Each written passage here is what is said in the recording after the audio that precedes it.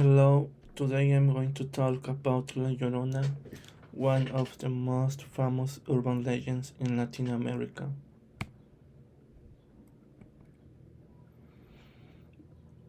I chose to talk about La Llorona because she feels both legendary and personal.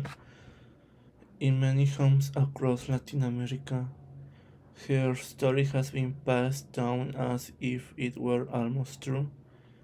She is usually described as a woman in white who is heard crying near rivers or dark streets while she searched for her children.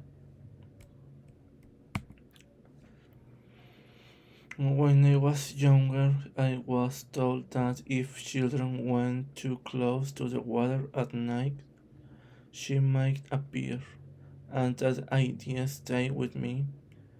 If I lived near one of those rivers, I would probably think twice before walking there alone.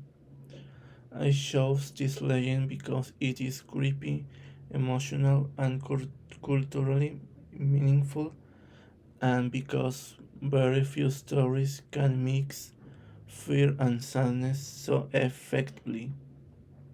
Can they? The legend is believed to have become widely known in colonial Mexico, but it might be older than that. Some researchers say it must have roots in indigenous traditions, especially in stories related to Chihuahuacoatl, a weeping female figure who was associated with children, water, and the night.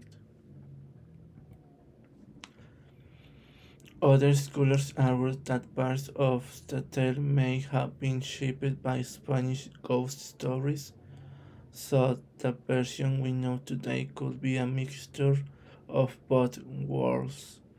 In many retellings, a woman named Maria is said to have drowned her children after she had been betrayed or abandoned, and afterward her spirit was condemned to wander forever.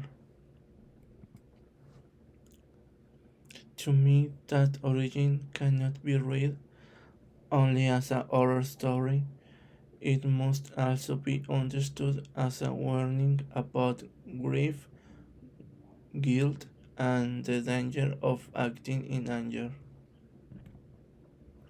If the events at the center of the story had not happened the way they did, La Llorona would have been remembered very differently.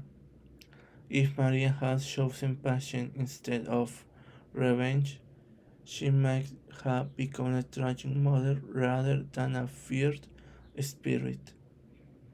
Also, if those older beliefs and later colonial experience had not been blended together, the legend might not have become so powerful.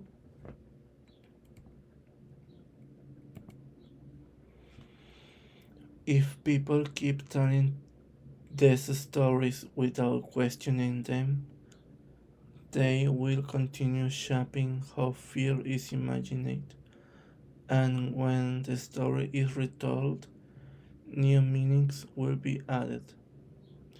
Personally, I think urban legends are worth studying because they help us understand what a community fears, what it values, and what it wants to protect. They cannot always be taken literally, but they should not be dismissed either, because listening to them can teach us a lot. Thank you for listening.